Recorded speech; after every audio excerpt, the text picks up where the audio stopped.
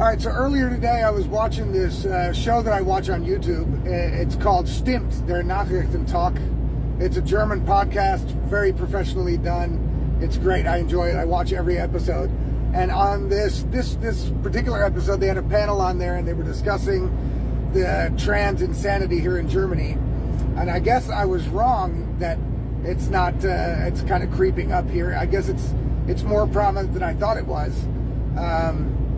It's not as crazy as it is in America yet, but it's fucking getting there. And I guess that a bunch of trans activists attacked the house of Marco Buschmann, which here in Germany is the Justice Minister, I think. If I'm right, Justizminister, Justice Minister. So I would say the Attorney General is in the States. I guess they have the same position. How any activist got close enough to his house to damage it is beyond me. But it just kind of shows how, child's play the German politics really are.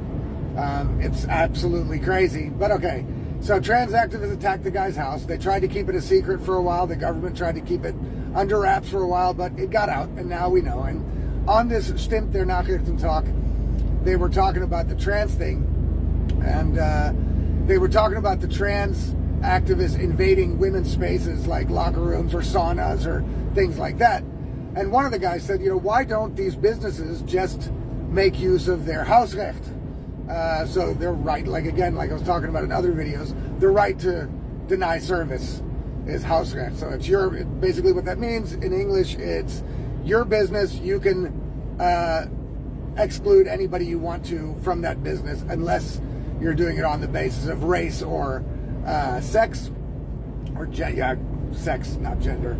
And now, when the guy said, the businesses like spas and saunas should make use of their Hausrecht, and another guy on the panel said that you can get fined or get sued for up to 10,000 euro if you deny a man that says he's a woman to make use of an all-female facility. So basically that means if a man that says he's a woman, he doesn't even have to look like a woman, he doesn't have to dress like a woman, he can just be a straight-up dude, beard and all. He can walk into an all-female sauna where there are also younger women, younger girls, minor girls, and he can walk in there and say he's a woman, and if the person from the business, so the owner of the business or any employee, says no, you're obviously a man and you're not allowed in here, that they can get sued for 10,000 bucks.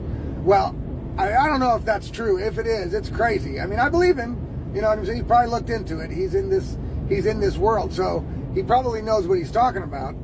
So if that's the case, and you're not allowed to misgender someone in the sense that you're not allowed to call out or refuse service to somebody who is clearly a man if they're trying to get into a women's facility, and your back is against the wall and you can't protect your female customers, then there is a way to do it.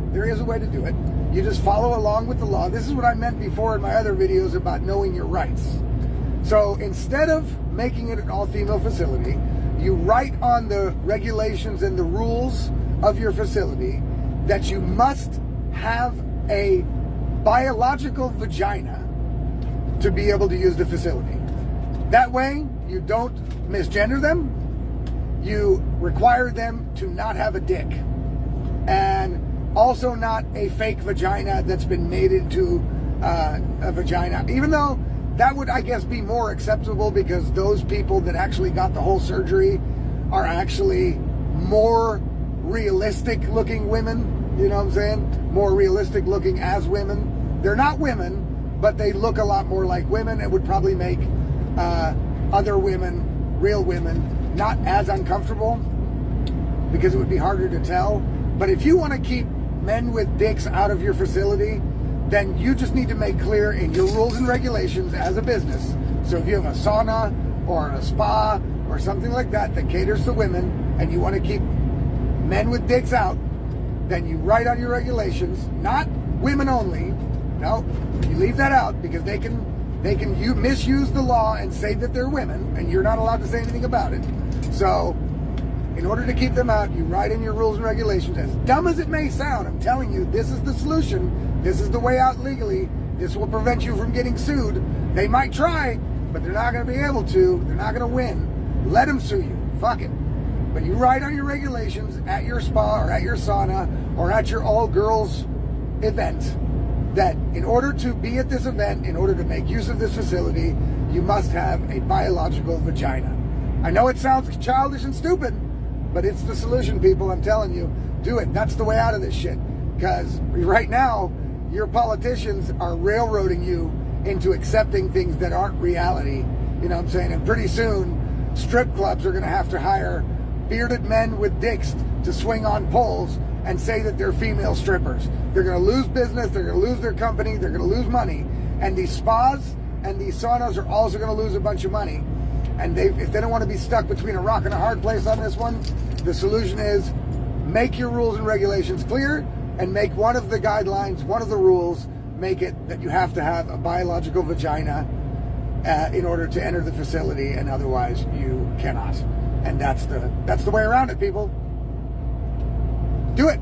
Do it. What do you got to lose?